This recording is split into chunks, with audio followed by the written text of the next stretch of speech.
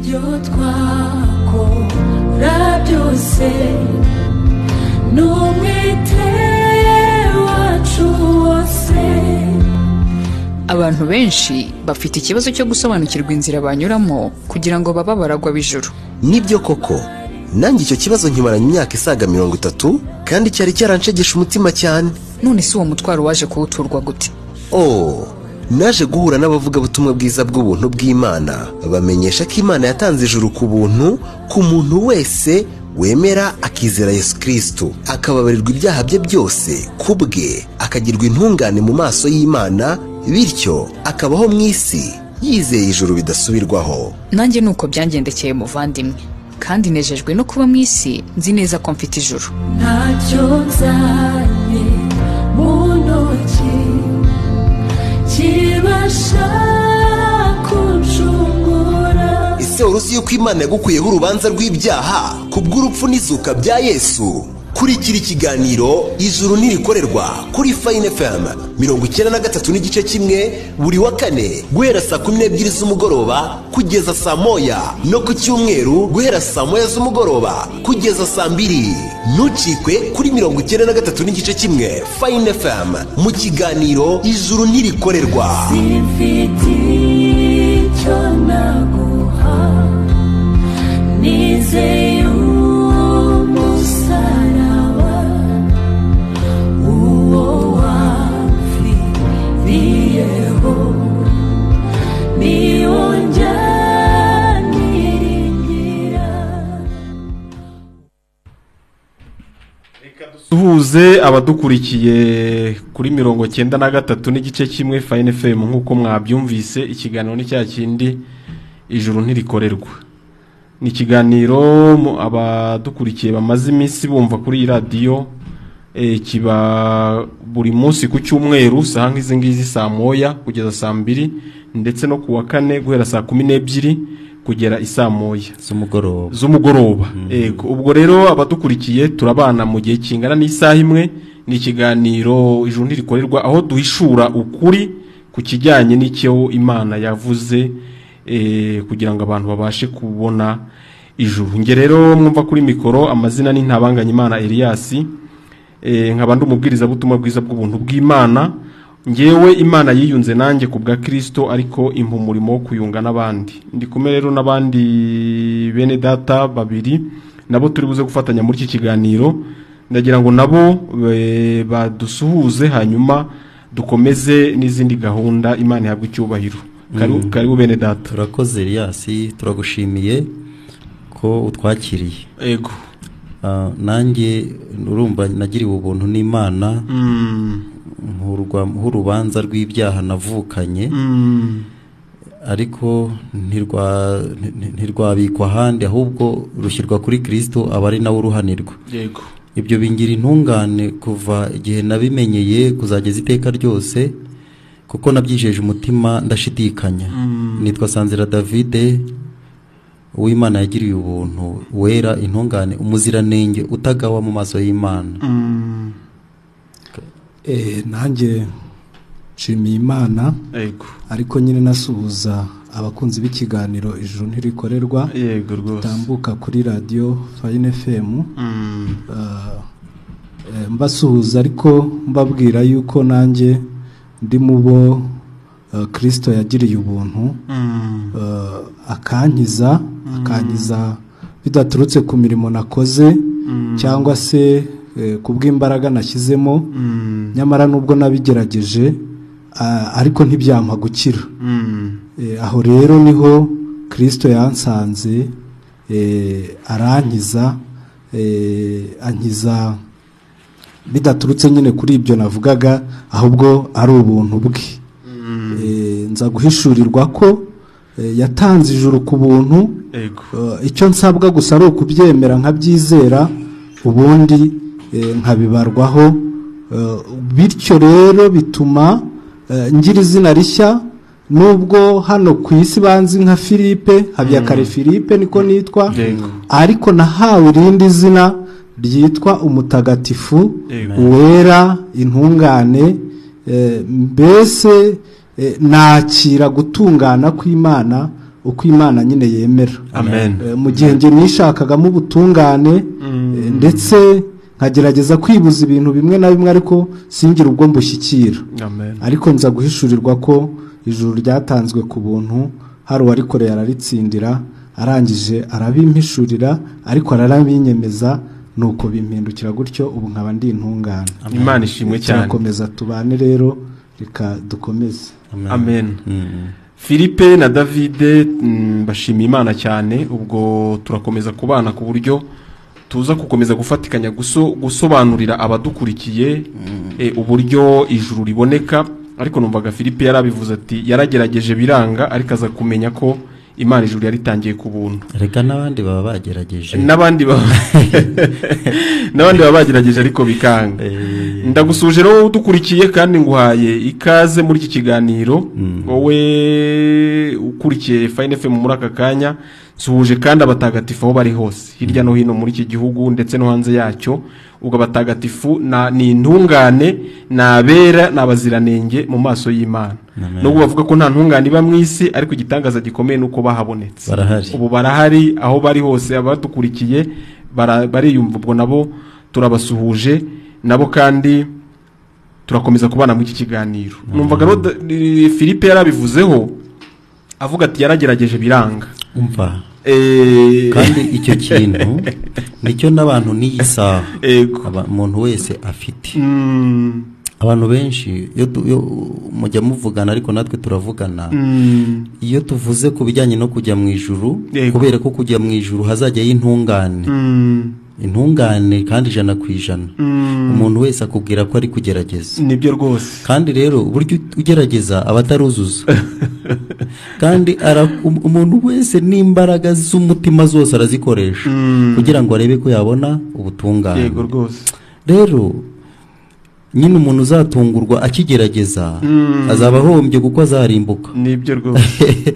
Kuko ubundi ubwo ugerageza n'utashoboye. Yego. Uwashoboye rero yabyuzuza, ubundi akicara atuje yiteguye impanda, yiteguye umukiza, yego, yiteguye umwami, yiteguye umukwe, noneho agataha mu bwami bw'Imana. Yego rwose. Numva no kugerageza si ibya none. Nagira ngo hari tunasome nyine n'amagambo aboneka muri Bibiliya, kugira ngo tuganire ariko ariyo tugendeyeho. Nibyo rwose. Kubera ko ibintu byose bigirwa ukuri nuko bihura n'ijambo ry'Imana. Nibyo. Ayo magambo turayaganira nayo mu Baroma. Urwandiko Pawulo yandikiye abera b'i Roma, igice cya 3, yego, umurongo wa 21, yego, tugeze ku wa 24. Yego rwose. Mfite Bibiliya ntagatifu. Ufite ntagatifu? Reka nsome muri Bibiliya yera. Niyo mfite. Abaroma ibice 3. Ibice 3, umurongo wa 21 kugera kuri 24. Umutwe w'amagambo uravuga ngo gukiranuka guhishwa no kwizera Yesu Kristo. Ariko noneho hariho gukiranuka kw'Imana kwahishuwe kudaheshwa n'amategeko, nubwo amategeko n'ibyahanuwe ari byo biguhamya. Niko gukiranuka kw'Imana abizeye bose baheshwa no kwizera Yesu Kristo ari nta tandukaniro, kuko bose bakoze ibyaha ntibashyikira ubwiza bw'Imana, ahubwo batsindishirizwa n'ubuntu bwayo ibibahereye ubusa kubwo gucungurwa kubonerwa muri Yesu Kristo. Yego. Muri Bibiliya ntagatifu haravuga ngo umutwe ubutungane buturuka ku kwemera. Yego. Ubu ngubu ariko ubutungane bw'Imana bwarahishuwe hatagombye amategeko. Yego. Intangamugabo ni amategeko n'abahanuzi. Yego. Ni ubutungane bw'Imana butangwa no kwemera Yesu Kristo, bukaba bugenewe abemera bose nta vangura. Yego. Kuko bose bagomye bakivutsa ikuzo ry'Imana. Yego. Ariko bahabwa kuba intungane n'ineza yayo ku buntu, babikesha gucungurwa na Kristo Yesu. reka nanjye nsome muri Bibiliya y'ijambo ry'Imana. Ego. Aravuga ngo umutwe w'amagambo aravuga ngo uko Imana ikiza umuntu. Ubu ariko Imana yagaragaje uburyo igira abantu intungane imbere yayo, amategeko atabigizemo uruhare. Ubwo buryo bwemejwe n'amategeko n'ibyanditswe n'abahanuzi. Ibagira intungane babikesha kwemera Yezu Kristo. Ibigirira abamwizera bose nta kurobanura. Amen. Koko bose bakoze ibyaha ntibagera ku kigero cy'ikuzo ry'Imana. Ariko none Imana yabahereye ubuntu kuba intungane imbere yayo babikesha gucungurwa na Kristo Yezu. Amen. Amen. Imana ishimwe. Biratangaje kumva ukurikije ukuntu twari twararushye.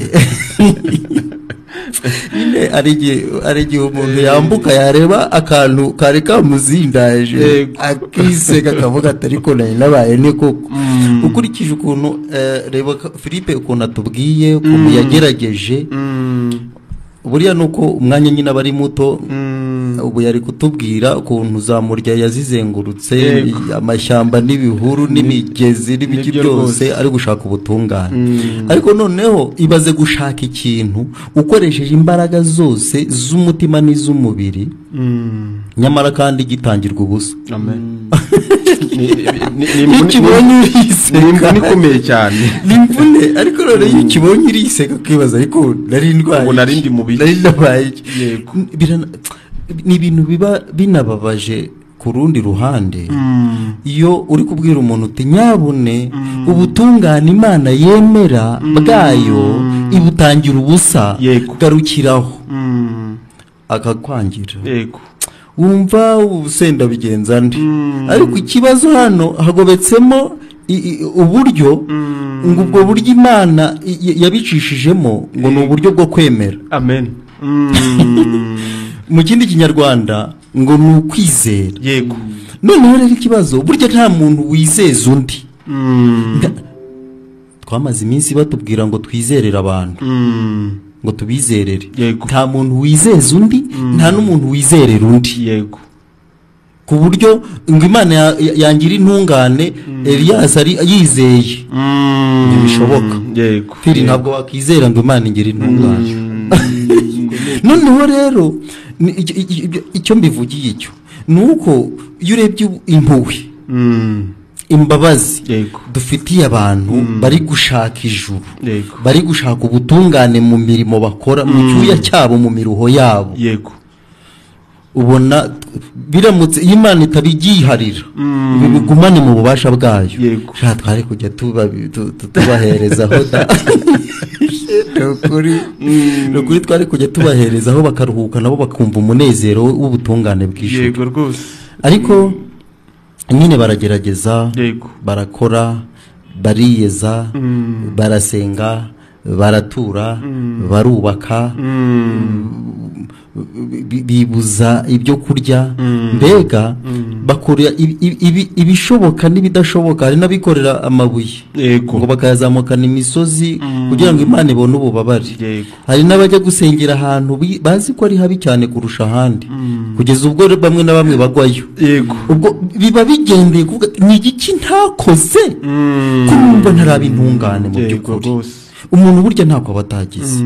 Ni iki ntarakora akareba imisozi yasengeyemo amavumo yajya kumva hari umurangiye ahandi ataho ngaho ati bahita mu rupfu. Yego. Ati rero buriya ubwo ntaragera mu rupfu niyo mpamvu ntarabona ubutungane. Yego rwose. Akajyayo kuko agasanga ni ahantu hateye ubwoba. Noneho agataha akayasenga nyine akayarangiza, ariko yajya gutaha agataha n'ubundi atabaye intungane.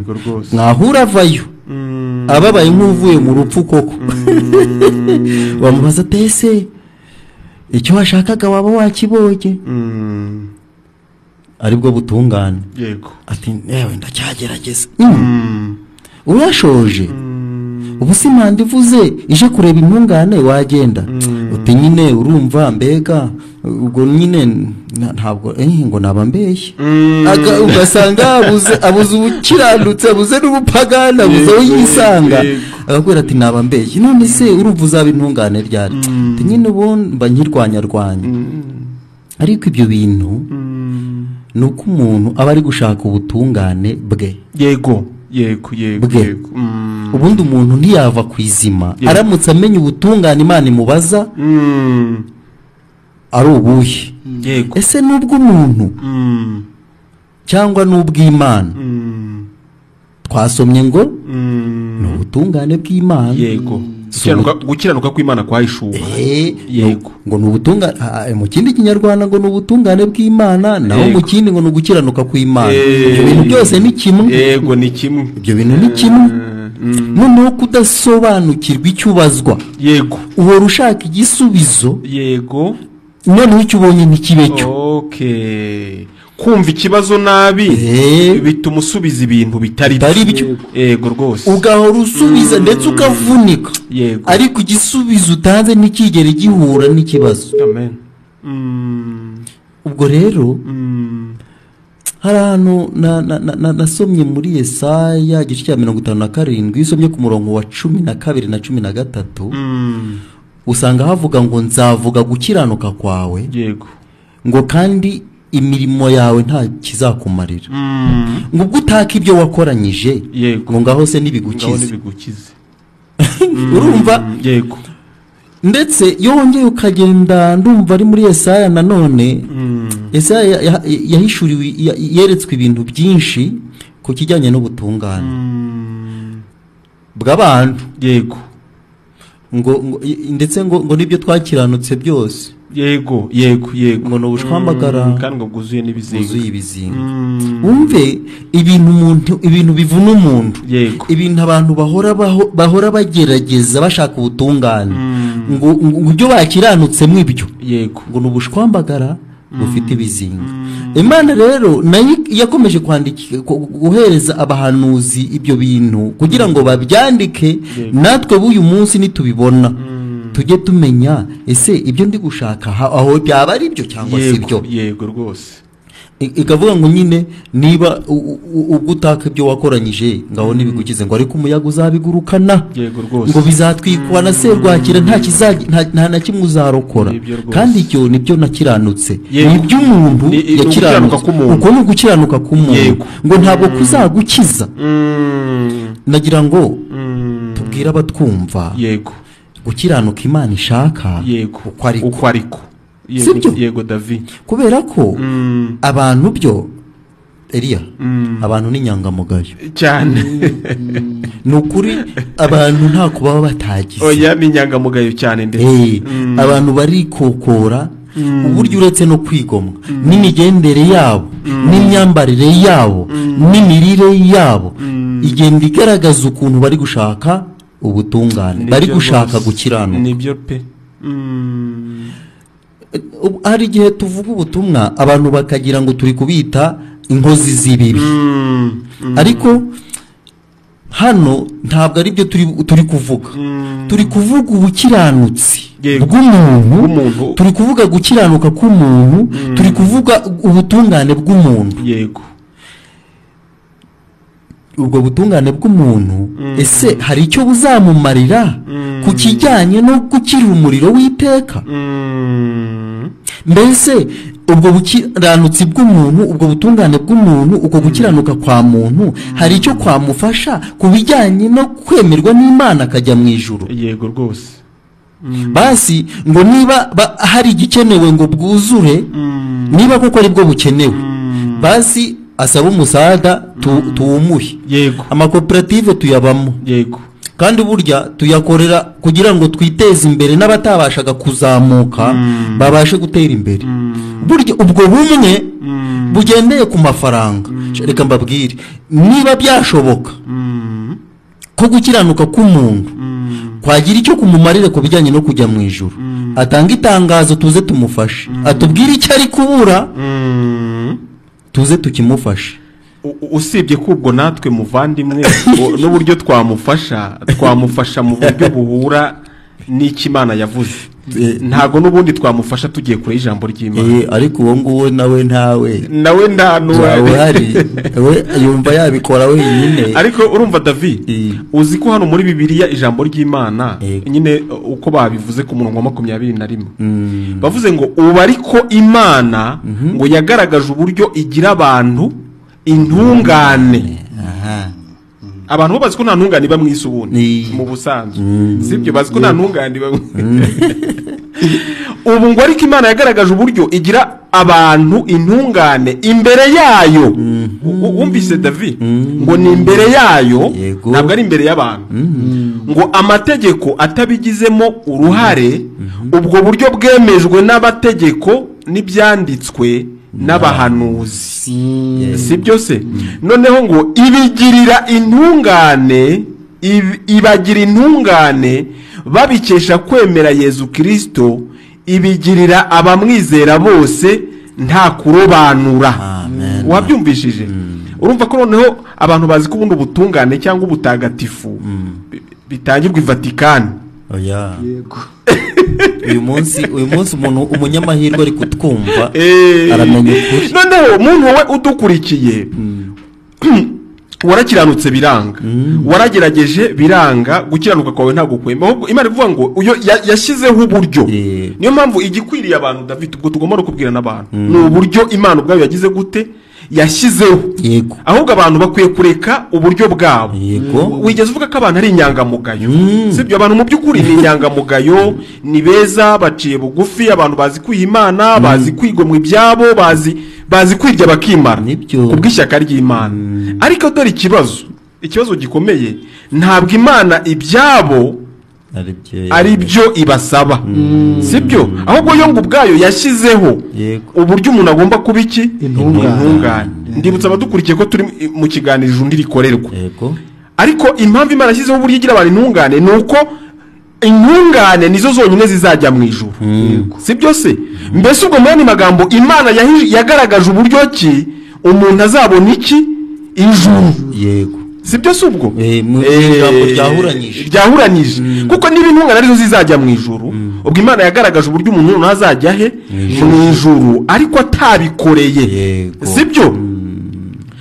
ngo ibagira intungane babikesha kwemera Yezu Kristo ibigirira abamwizera bose nta kurobanura ngo koko bose bakoze ibyaha ntibagera ku ikuzo ry'Imana ku kigero cy'ikuzo ry'Imana sibyo ngo ariko none Imana yabahereye iki ubuntu turi mu kiganiro undi rigira gute ubwo ikidakorerwa utakiboneye ubuntu ubwo ikidakorerwa utakiboneye ubuntu wahita witahira n'ukuri sibyo ariko noneho Imana yabahereye ubuntu kuba intungane imbere yayo erega ni nayo ifite ijuru sinzi igituma abantu bararwana no kuba intungane imbere y'abantu kandi abantu nta juru bagira ahubwo Imana yagaragaje uburyo umuntu aba intungane imbere yayo ngo babikesha gucungurwa na Kristo Yezu gusa abadukurikiye barumva ko ijuru ntabwo rikorerwa n'ukuri ariko se David nyine ni iki gituma gukiranuka k'umuntu Imana itakwemera ahubwo igashyiraho ubwabo uburyo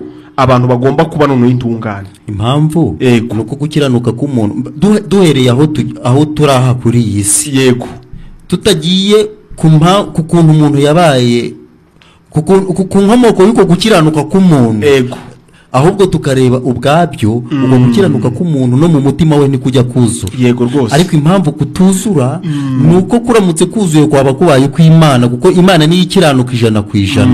Noneho kandi Imana nabwo uko gukiranuka ikakwangira ko kukomoka mu bwenge bwo gukora icyiza n'ikibi umuntu yanduriye mu giti Adamu yariye yari gukora ibyiza abaziko ari gukiranuka kandi ibyo byiza abikura mu icyo giti cy'ubwenge bw'icyiza n'ikibi noneho icyo giti umuntu agashaka kukibonamo ibyo ibiguzi yashyira Imana ngo imwishyura ijuru Imana rero ikabikatira ikavuga iti ibyo byose narabikatiye ibyiza byawe n'ibibi byawe hashingiye aho wabikuye kandi nari nahakubujije ntabwo mbishaka ahubwo nshaka gukiranuka kwanjye Imana iyo yivuga ibishaka gukiranuka kwayo niba ushaka gukiranuka kwawe akaba ariko wayishyira ni ukuri wakujyana n'ibyo ariko Yezu ari yigeze abitangaho urugero gatoya nabwo bisoma muri Matayo igice cya 7 umurongo 21 gutyo uzamuka avuga ngo kuri uwo munsi benshi bazaza bavuga ngo mwami mbese nitwasengaga mu izina ryawe nitwahanuraga mu izina ryawe nitwirukanye abadayimoni mbega bazatondagura byinshi byo gukiranuka kwabo uwo ni umuntu uzabajyanye gukiranuka noneho nagerayo abone ntari ku rutonde rw'abajya mu ijuru uratangira burane Yesu avuga ati rero yaravuze ngo uwo munsi ngo nibwo nzaberurira ngo mbabwire ngo mwumve imbere mwankozi z'ibirimwe simbazi sinigeze no kubamenya ngo ko gukiranuka k'umuntu ngaho kuzasoreza ni kukwerurirwa na Kristo. Noneho urumva rero ikibazo abantu bafite muvandimwe bajye banatwumva neza badukurikiye umuntu afite ikibazo cyo gushaka gukemura ikibazo atazi inkomoko yacyo si byose umuntu arwana n'ikibazo ariko atazi icyagiteye niyo mpamvu bitamuhira muri make umuntu aranduye urumva ko umuntu yaranduye amaze kwandura ubunyacyaha bituma n'ibyo akoze byose Imana itagira gute idashobora kubyemera na gato ibyita ubukozi bw'ibibi sibyo niyo mpamvu abantu nubwo ari inyangamugayo ariko ubunyangamugayo bwabo sibwo Imana ishingiraho ngo ibahereza ijuru abantu bazi kwirinda ibyaha ariko sibyo Imana ishingiraho ngo igire gute ibahereza ijuru kubera ko hano batubwiye ngo bose bakoze ibyaha ngo ntibashyikira ubwiza bw'Imana ariko kuki abantu bose bakoze ibyaha kandi hari abantu tuzi ibinyangamugayo batajya banakora ibyaha nuko Imana ntabwo izi umunyabyaha ishingiye ku bibi umuntu yakoze cyangwa ngo abintungane bishingiye ku byiza we yakoze ahubwo Imana izi umunyabyaha nk'umuntu wanduye ukomoka kuri Adamu gusa ndavuga ngo mu magambo make kuvuga kuri Adamu k'umuntu kuvuga ku bushake bw'umugore n'umugabo bishyira umuntu muri kategori yo kuba umunyabyaha ntacyo yakorera Imana akaba umunyabyaha atarakora icyaha na kimwe sibyo kuko urumva gukora icyaha k'umuntu ni ikimenyetso cy'uko ari umunyabyaha sibyo nkunda no kubwira abantu ati buriya ikizakwemeza ko uri umunyabyaha ikizemeza abantu ko ari abanyabyaha nuko bajya birinda gukora ibyaha sibyo se urumva kwirinda gukora ibyaha gushyiraho ingamba zo kudakora ibyaha nuko byikekamo nuko byihizimo umuntu sibyo se burya ubizi neza ko ufite ibintu bashobora kukwiba wafata ingamba zo gushyiraho uburinzi sibyo uzarebe burya kuri banki muri aya mayitaje yose kizakubwira ahantu hari ubufaranga uzahasanga imbunda n'iki n'umusekirite ufite mu burinzi n'umuntu rero uri kwirinda uri gufata ingamba zo kwirinda gukora ibyaha ni ikimenyetso cy'uko ibyaha biri hehe biri muri ahubwo aratinya ko bisohoka ariko ubwo icyo atinya n'ubundi icyo birangira akoze atinya kubyereka abantu ariko Imana yireba mu mutima izi ko ari iki ari umunyabyaha w'ibyo byaha si byose umuntu rero ni umunyabyaha ku buryo gusa we icyo akora ajijisha Imana nk'ujijisha abantu yirinda ibyaha akagira ngo natabikora ngo biraza kumuhuza n'Imana si byo ariko ni umunyabyaha yakoze ibyaha cyangwa atagize gute atanabikoze ni umunyabyaha gusa ku bwa kavukire kuko imbere y'Imana aho Imana ireba mu mutima igasanga abantu bose ni abanyabyaha ku kigero kimwe niyo mpamvu Imana yahishuye ukundi gukiranuka kwahishuwe niwumva se hariho gukiranuka kw'Imana kwahishuwe kudaheshwa n'amategeko sibyo hano muri Bibiliya ijambo ry'Imana ngo amategeko atabigize mu iki uruhare Imana ngo yahishuye no n'uburyo yakwemera abantu bakabintungane ariko ngo bitagombeye amategeko sibyo ubwo nuko umunyabyaha umeze gutyo utabasha kwikiza David yaravuze ngo niba hari umuntu ukeneye umusada David niyo abantu bari mu isi bose bakwiteranyiriza ku muntu umwe ngo bamuheshe ijuru bishingiye ku bikorwa baba bamukoreye ari umwe wenyine ngo ntibishoboka ntago yabishoboka muri Zaburi ndumva ari 48 niko havuga rwose ngo nta wabasha gucungura mugenzi we ngo nawe ubwe ntabasha gutanga incungu y'ubugingo niko bimeze rwose ngo ndetse ngo iyo ncungu ngo kubera ukuntu ihenze ngo ikwiriye kureka ngo ntibayireke ngo ikwiriye kureka iteka sibyo wowe udukurikiye waragerageje erega n'abantu baba banabizi ko bagerageza ni ukuri abantu bazi ko bagerageza ariko byivuze baretse kugerageza bakabwirwa ibyahishuwe ko biboneye ko bitunganye neza urabona ukuntu Imana igira neza ari nyarukundo ibyo yatanze ni nabyo igaruka igasaba umuntu ngo gukiranuka kwayo yatanze urashaka ngo ikuguhe ubundi aba ariko noneho nihamagara abakiranutsi witabe wishimye sibyo wishimye kandi witabiye kubyimaze kugira gute kukuhereza abadukurikira tugera tubabwiye ngo Imana yagaye gukiranuka k'umuntu ahava akagera umuntu ni umunyabyaha ntabwo yagera ntabwo ngo yabashe kugera ku ikuzo ku kigero cy'ikuzo ry'Imana niyo mpamvu Imana imaze kugaya umuntu yahishuye noneho uburyo umuntu yaba iki intungane ariko imbere yayo abantu bari icyo bakora ubunyangamugayo bw'umuntu bumugarukiriza ku kwigira mwiza imbere y'abantu gusa sibyo Yesu yajyaga abibwira abafarisayo ngo bari bazi kwigira beza ngo imbere y'abantu ngo ariko Imana ireba mu mutima Yesu yahoraga ababwira ko ibona ko abo bantu ari iki ari babi ngo bazi gufata igikombe bakoza inyuma ngo bakacyoza neza hakererana ngo ariko imbere ari umunuko gusa sibyo gukiranuka kwawe wowe udukurikiye kurangirira ku kuba kwakugira inyangamugayo imbere y'abantu gusa kuko abantu bo wabasha kubahisha ibyaha sibyo ariko Imana ireba mu mutima izi kuri umunyabyaha kandi ntabwo wabihisha nawe urabizi neza uzi ko nawe n'umuntu yakubaje niba uzajya mu ijuru uravuga ati byaterwa sibyo byaterwa nuko naba nitwaye ariko n'ubundi ibyakunaniye ntabwo uzigera ubishobora ahubwo niyo mpamvu ubutumwa bwiza bwari buje bukuze ko bwatewe n'uko hariho gukiranuka kw'Imana kwahishuwe umuntu adaheshwa n'amategeko sibyo ngo bwaheshwa no kwizera Yesu Kristo ariko Yesu Kristo gute Yesu Kristo kubera ko ari we gukiranuka kw'Imana ari we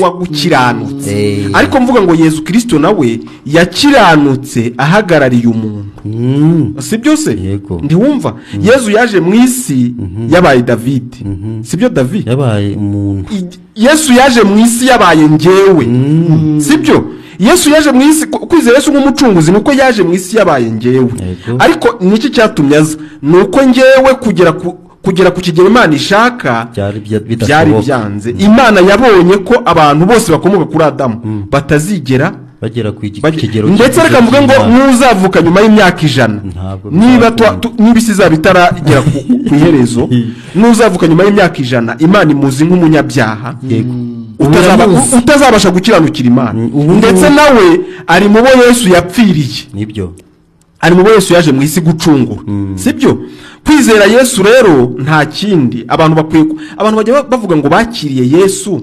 nk'umwami n'umukiza w'ubugingo bwabo ariko baza umuntu ni iki wakiriye kuko kwakira nuko ufite ikintu wakiriye abantu bakiriye amagambo gusa barigendera niyo mpamvu babaza icyo bafite bakakubwira ko bari kugira gute bari kugerageza iyo wakiriye Yesu ntago uba ugifite ibintu bigerageza ahubwo iyo wakiriye Yesu we utagerageza uba ufite ibintu byuzuye 100%.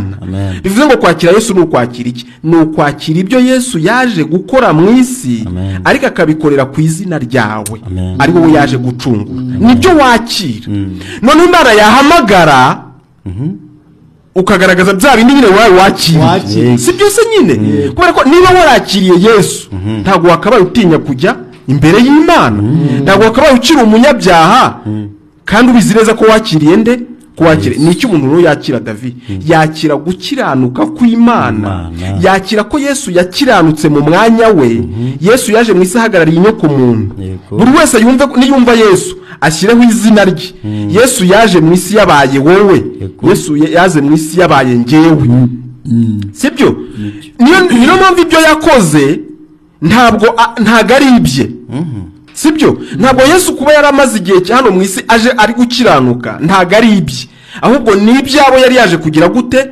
gucungura sibyo se none kubera ko umuntu afite ibyo ajya agerageza bidakunda bitajya byuzura niyo mpamvu turi kumubwira ngo nashyira agapira hasi yoye gukorera ijuru we ntago azarikorera ku kigero cy'uko yaribona ahubwo yizera ibyuzuye yaherewe ubuntu kandi byakozwe kandi byashimwe wumva ikintu gitangaje byarakozwe kandi byarashimwe kandi n'Imana bishimwa na nyiri gukota na nyiri gutanga ijuru sibyo noneho amaze gukiranuka mu mwanya w'abari mu isi buri wese yumve ko bakiranutse mu mwanya we nakira yumva ibyo yakira sibyo abimenye ibyo ari byo. Yesu noneho yemera no kwishyiraho urubanza rw'ibyaha rw'umuntu kubera ko umuntu wese ari umunyabyaha kandi Imana yavuze ko ibihembo by'ibyaha ari iki? Ari urupfu ari kujya Gehinomu. Yesu noneho arareba asanga umuntu yaje gucungura afite ibyaha agashyi n'agahumburi kandi byamaze gukatirwa kujya hehe? Kujya Gehinomu. Yesu ati naje kumucungura ubwo na Gehinomu ndagira gute? Naho ndamugirayo sibyo? Abakorinto 2:5-21 aravuga ngo utarigeze kumenya icyaha Imana yamuhinduye iki? Icyaha. Yamugize icyaha. Ariko yamugize icyaha gute? Nuko yateruye David w'umunyabyaha. Yateruye icyaha David gikomoka kuri Adamu iragitera uko cyakabaye cyose cyegeka kuri Yesu irambika muri Yesu sibyo David? Imaze gushyira muri Yesu Yesu ahinduka iki? Ahise ahinduka icyaha. Ariko udukurikiye wese yumve ko Imana yamufashe imushyira muri Yesu. Mu yandi magambo kubera ko ibihembo by'ibyaha ari urupfu Yesu yaje mu isi yambaye umubiri awutiza Imana kugira ngo Imana ibone uburyo yica abanyabyaha bose sibyo se? Yatije Imana umubiri Imana ipakiramo abanyabyaha bose bamaze kuzuramo Yesu ahinduka icyaha nuko Imana iramwica ngo yaramushenjaguye cyane. Isaya niwe ubivuga sibyo? Abantu bajya bibwira ko Yesu ngo yishwe n'abantu ndetse ngo ko banagize nabi bakumva bamufitiye impuhwe ariko Yesu yishwe n'Imana kugira ngo umunyabyaha abone uko afata igihano cy'ubunyacyaha bwiwe aho kiva kikagera. Nuko ndi kuvuga ko icyo umuntu yakira kuri Yesu kugira ngo abashe kubona ijuru no gukiranuka kw'Imana kwagize gute? Kwahishuwe. Nukwakira ko Yesu yakiranutse mu mwanya wawe ariko ukemera ko n'urupfu wari ukwiye gupfa narwo yagize gute? Narwo yarupfuye. Uko niko bakira Yesu nk'umwami n'umukiza w'ubugingo bwawe. Ariko ukiza iki? Nuko ibyo bintu bikiza umuntu iki? Bimukiza Gehinomu. Yego sibyo se? Bimukiza Gehinomu. Utumye nibuka kandi. Yego David. Umuntu akubwira ko yakijijwe. Yego. Wakijijwe iki? Yego. Ibyaha. Ukibikora. Bo nyine rimwe na rimwe ndabikora. None se gutubwo ndabyihana. Yego. Ubwo se wakijijwe ibyaha? Ariko tuje noneho kuvuga Yesu. Amena. Ukiza yego urupfu rw'iteka ukiza kurimbuka yego rwose urumva ko biri amahiri ni ukuri ibintu by'Imana. Imana ni nyarukundo ni ukuri. Naje gusobanukirwa urukundo rw'Imana. Uzi ibyo Imana yatanze ngo umuntu abyakire ni nabyo igaruka ikamubaza. Imana wowe udukurikiye ndi gusaba gukiranuka. Hariho gukiranuka kwayo yahishuye ntabwo uko we yakwemera. Ntabwo yagusaba gukiranuka izi ko nta kuba muri wowe. Ibyawe n'ugora ugerageza ukora ibyaha bisimburana n'ibyiza ibyaha bisimburana n'ibyiza. Hariho no gukiranuka kw'Imana kwahishuwe naba ariko wakira uyu mugoroba hanyuma utahe mu ijuru ry'abakiranutsi ijuru utarikore kuko batubwiye ngo ibibahereye ubusa ngo kubwo gucungurwa kubonerwa muri Kristo Yesu. Muvande reka dutange nimero tutabacura kuko ndabizi ubu ngubu umunyamahirwe ararekereje. Yego turaganirira turasangira rero n'abari kutwumva bashaka guhamagara kuri 0783 4 yego 4800 yego 0783 00 ntago zabaye nyinshi David. 1 2 3 ziruzuye. Ubwo rero abadukurikiye mwatugezaho ibitekerezo ikibazo waba ufite hanyuma tugakomeza kwisanzura mu kiganiro ijuru ntirikorerwa. Naho ubundi ntabwo Imana yabaza umuntu ibyo atagira ahubwo imubaza ibyo yo yatanze kandi byuzuye neza. Ariko ni nziza tisi. Yego. Allo. Fane femalo. Muravugana na Sabiyaremye. Inde? Sabiyaremye Kurusumo. Bosco. Sabiyaremye Kurusumo. Kurusumo Fabienne. Sabiyaremye. Mupaka. Sabiyaremye. Yego Sabiyare. None muraho muri itorero. Muraho muri itorero. Yego. Nicyo kibazo ufite? Okay, niba aricyo cyonyine turaje tugusubize mu kanya. sibyo Sabiyare myagiye ahari Sabiyare turaje tugusubize mu kanya nta kibazo ugume ku murongo FNFM alo alo Nizeyimana Samuel uherereye he Ikabuga ndemera ko ijuru ridakorerwa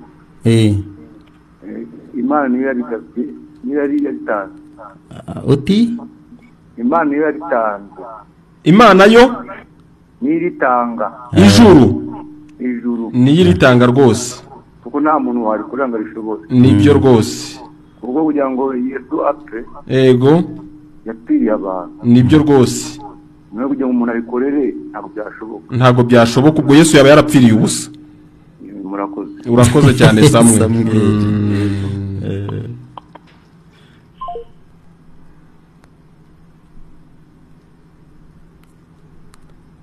Samuel ati ijuru ntirikorerwa ta ntago rikorerwa kuko buriya nawe ajya kubivuga yaragerageje byaranze ariko nyine ukumva n'impamvu niba Yesu Allo FNFM Allo urinde uherereye he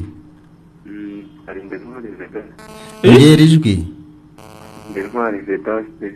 Ntwari Vedaste werereye Vedaste mu Gatsata yego Ntwari ni bwiza cyane nuko abantu benshi bikunda kubagora batabwumva uba wagira ngo mbese ubundi nasanze akenshi usanga ntabwo bajya bumva ukuri ubwo usanga ibintu bameze nk'abirwanira ku giti cyabo nibyo arabumva ngo uko ari ko kuri uko iyo ukurikije ubutumwa bwiza urabona muri Yohana hari ijambo ry'inezero cyane ko byatumye itanga umwana ongera ijwi wese atarimbuka ahubwo ahabwa yego rwose imirimo cyangwa se ariko usanga abantu bose byabagoye cyane yego Ntwari ariko se wowe se wumva ijuru rifite gusa nge nabishimiye cyane yego navugaga ati wumva wowe ijuru urifite rezo ziri gucagagurika yanagiye yego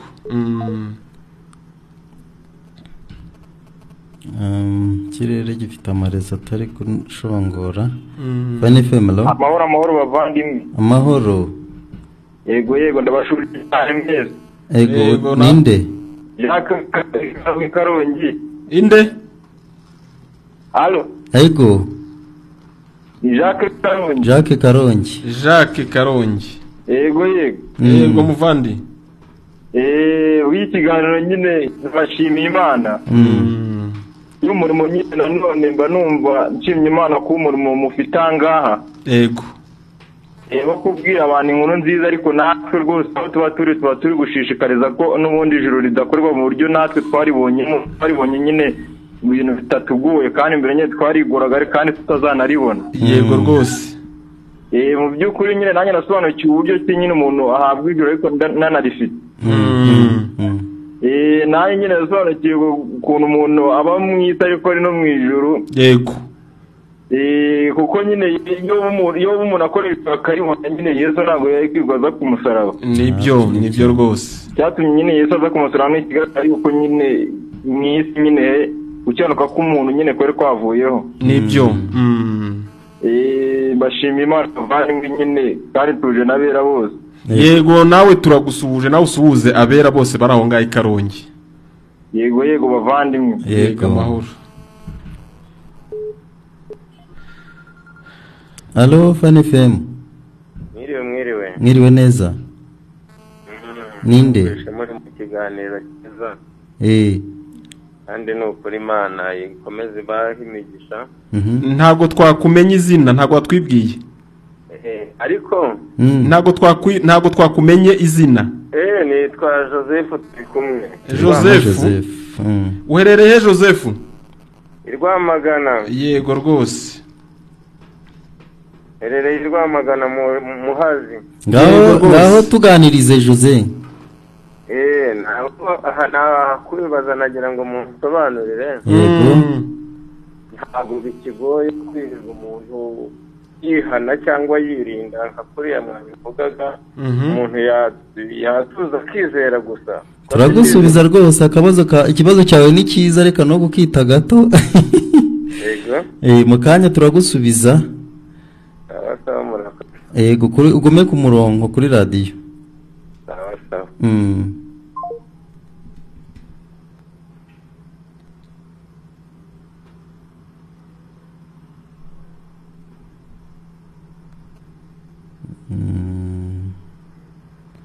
ariko urabona ko abantu barakurikiye. Abantu baba bakurikiye ariko tunashimira nyine ababa badukurikiye kugira ngo barusheho gusobanukirwa neza. Mvuga ngo n'abantu bajye batubariza kugira ngo bagire icyo bunguka.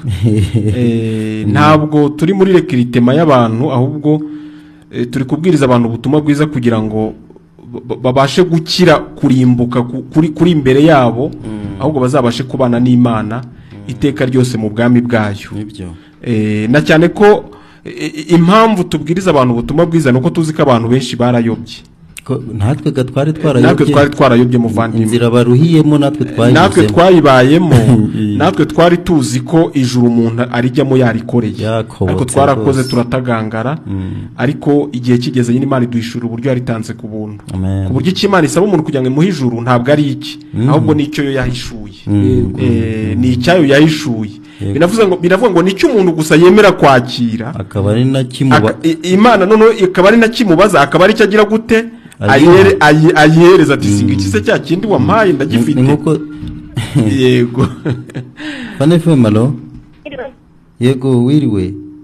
Witwa Dativa duyibatsinda. Yego Dativa. Hari isomo riri muri Daniel igice cya 10 cya 7 ku murongo wa 9. Uriko nyumva? Turakumva. Kiravuga ngo imanza zirashinga ibitabo. Dativa aragiye atatubwiye. Dativa ugaruke rwose, ugaruke n'umurongo ntitwawumvishe neza hari. Yavugaga muri Daniel nanjye ibice ntago nabyumvise. Niba ari igice cya 10 umurongo wa 9 buryo. Ariko urumva nyine abantu baba bakurikiye, kandi ni byiza ko bakurikira ikiganiro kugira ngo ahari ukuri kumenyekane, bamenye ukuri baruhuke. Abari bari kuzamuka imisozi, abari bapanze ayo kwibabaza, ayo gusengera ubugingo, niba ari amashengesho nakundaga, iyo bavuga abasengesho yo gusengera ubugingo, nagomba gusaba n'uruhushyo ku kazi, kubera ko nari nzi ko ubugingo ari ikintu gikomeye. Ibindi byo nabonaga n'abandi babifite kandi batirirwa muri ayo. Nibyo rwose. Uvuze kuri icyo cy'ubugingo cyo gusengera ubugingo, nibuka koko twumvaga nkanjye numvaga ubugingo nzabubona mbese mpfuye. Yego. Ariko nkibagirwa ko muri Bibiliya Yesu yigeze avuga ati ni nge nzira n'ukuri n'ubugingo. Reka twakire uyu nguyu twumve. Pane femalo. Dativa kiravuga ngo Dati hehe muri Daniel igice cya 7 ku murongo wa 10 kivuga ngo imanza zirashingwa ibitabo birabumburwa. Noneho ndashaka kubaza ngo mbese imanza zashingwa nta mategeko, mbese urwo rubanza rwaba ruteye rute nta tegeko rihari? Amategeko turaza kugusubiza icyo kibazo cyandike neza.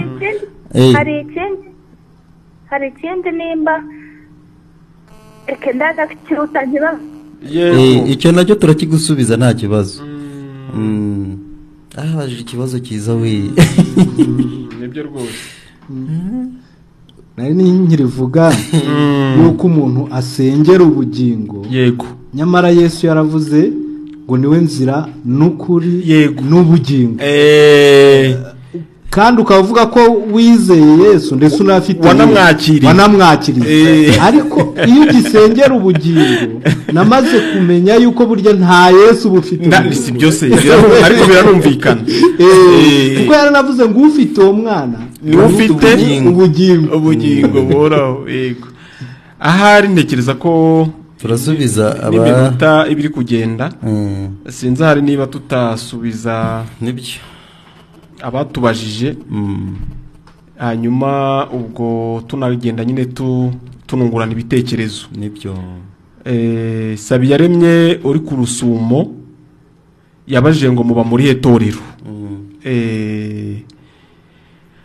ijambo ry'Imana ryemeza ko itorero ari rimwe yego kandi n'umuyobozi waryo n'umwe yego ku isi yose hari itorero rimwe rya Kristo yego ubwo tugomba kumusubiza icyo yatubajije nibyo yavuga idini ho twari kuvuga ibindi yego ariko noneho twe turi kuvuga itorero tubarizwamo ni itorero rya Kristo riyobowe nawe kandi ryashinzwe nawe ntekereza ko aho ngaho anyuzwe natanyurwa araza no gukomeza tubwire turaza gutana n'imirongo yo mu gikari yego bene femaro amahoro meza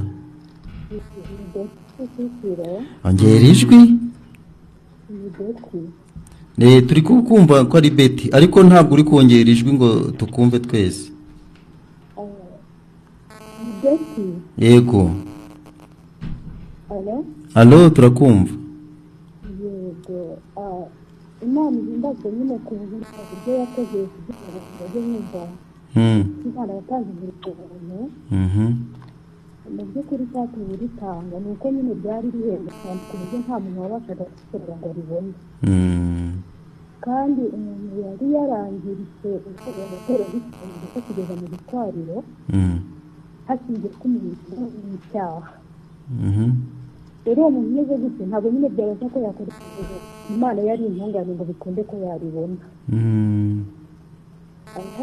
alo turakumva Betty rero Imana nyine ihimbazwa ku kuntu yabigenza muri Yesu Kristo kugira ngo natwe twinjiriremo rero abantu nyine bakwiriye kubyumva neza bakamenya ko Imana ibareheye muri Yesu ibabona ko bahawe gutungana gusa nibyo rwose Betty turi kukumva kandi tunagushimira gutanga uwo musanzu wawe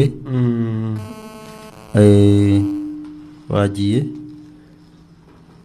Betty yagiye hanyuma twari tukiri gusubiza uyu Sabiyaremye watubaje ngo muri itorero nkuko wari umaze kumusubiza itorero ni rimwe ku isi hose itorero ni iki itorero rigizwe abantu bakunda kuvuga ngo ni umugeni wa Kristo ariko bw'itorero rigizwe n'abantu bose Yesu yameneye amaraso bayizeye bafite gukiranuka kw'Imana bafite gukiranuka kwe nibo bari mu itorero rya Kristo sibyo iryo ni ryo torero rimwe nkunda igice cy'abantu cyo kivuga ko habaho itorero rimwe hakabaho kwemera kumwe hakabaho batisima imwe hakabaho Imana imwe gusa iryo torero Sabiyare ni ryo tubamo itorero ry'Imana ni rimwe ku isi rigizwe n'abantu bizeye Kristo bafite gukiranuka kw'Imana kwahishuwe iyo uza kuvuga idini cyakoraho twari kugusubiza mu bundi buryo Samuel uri Kabuga yavuze ati Imana niyo yaritanze ati kuko yaba arikorerwa ati Kristo yaba yarapfiriye Samuel turagushimiye ariko wagiye utatubwiye niba kugeza ubu nawe urifite kuko kuba umufana w'ubutumwa bwiza ariko nawe ntubwizere nabwo ntacyo byakumarira nawe ukeneye wagiye utatubwiye niba warizeye Kristo aka kanya ukaba wumva uramutse uvuye mu mubiri paragisida cyangwa se ku yindi mpamvu iyo yose ufite ibyiringiro by'uko wakomereza mu ijuru kubera ko Imana ritanze ku buntu ntwari mu Gatsata yavuga ati abantu benshi birabagoye ati kuko barirwanirira cyane anatanga icyanditswe cyo muri Yohana 3:16 avuga ngo kuko Imana yakunze abari mu isi cyane ngo byatumye itanga umwana wayo w'ikinege ari kugira ngo umuntu namwizera ntabakirimbutse ahubwo ahabwe ubugingo buhoraho ubwo ntwari nawe tumushimiye Imana ariko nawe sinzi niba nawe azatubwira niba yarahishuriwe uko Imana yagennye nyine abantu babona ijuru koko niba yarizeye iki cyanditswe nawe akaba afite ubugingo buhoraho amen Jacques no mukiranutsi we ijuru ararifite ari Karongi nawe yashimaga Imana kubw'ikiganiro ndetse akomeza kwishimira ko nawe ijuru yaje guhishurirwa uko riboneka rakoze Jacques yego Jacques tumushimiye Imana none hari Joseph uri Rwamagana umuntu yakwizera akituriza gusa nta kwihana ndavinga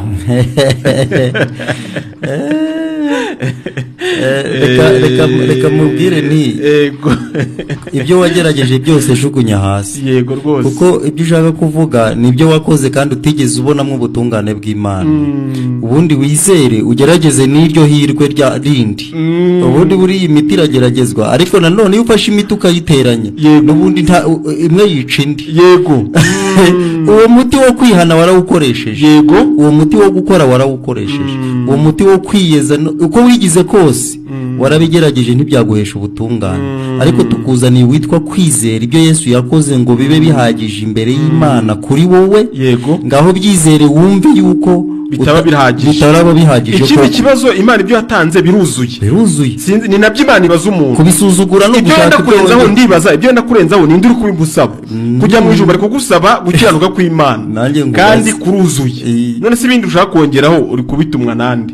Joseph rero wumve ko bihagije cyane kwizera Yesu. Hanyuma undi ni Dative uri batsinda yatanze cyane cyo muri Daniel ngo nukunga imanza ngo imanza zirashingwa. Ariko kibaza ngo imanza zashingwa gute amategeko adahari? Ngo bitabo ndetse birabumburwa. Yego. Tugendeye kuri ibyo bitabo ni byinshi ariko hari igitabo kimwe ngo abantu batabonetse bacyanditsemo ngo batawe muri ya nyanja ya kumuriro n'amazuba. Igitabo cy'ubugingo. Amen. Ari nacyo turi kwishaka ko umuntu yizera yinjire muri icyo gitabo. Yego rwose. Icyo ni kimwe. Hanyuma imanza zashingwa zite nta mategeko. Amategeko arahari ntashobora kuvaho n'agace k'inyuguti. Ndetse ayo niyo ahora asuzuma gukiranuka kw'Imana.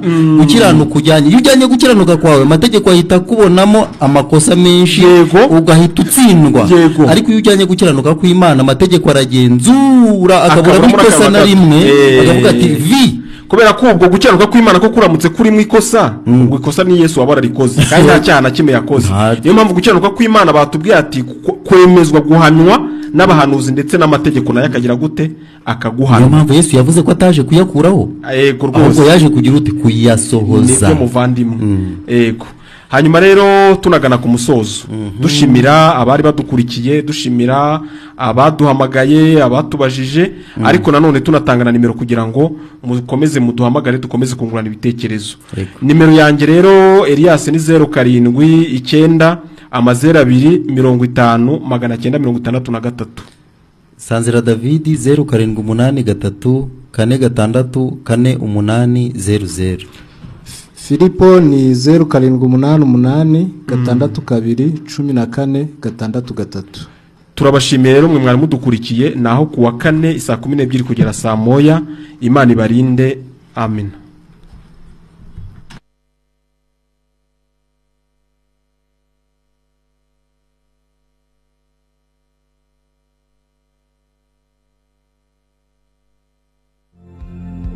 Ibyo twakora byose n'umwete wacu wose.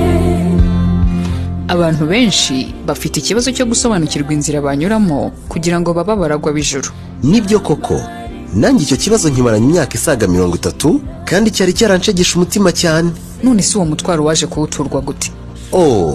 Naje guhura n'abavuga butumwa bwiza bw'ubuntu bw'Imana bamenyesha ko Imana yatanze ijuru ku buntu ku muntu wese wemera akizera Yesu Kristo akababarirwa ibyaha bye byose kubwe akagirwa intungane mu maso y'Imana bityo akabaho mu isi yizeye ijuru bidasubirwaho. Nanjye nuko byangendekeye muvandimwe kandi nejejwe no kuba mu isi nzi neza ko mfite ijuru.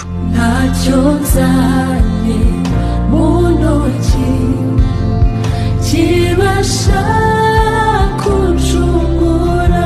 Ese urusi yuko Imana yagukuyeho urubanza rw'ibyaha kubw'urupfu n'izuka bya Yesu? Kurikira ikiganiro Ijuru Ntirikorerwa kuri Fine FM 93.1 buri wa kane guhera saa 12 z'umugoroba kugeza saa moya, no ku cyumweru guhera saa moya z'umugoroba kugeza saa 2. Ntucikwe kuri 93.1 Fine FM mu kiganiro Ijuru Ntirikorerwa. Simfiti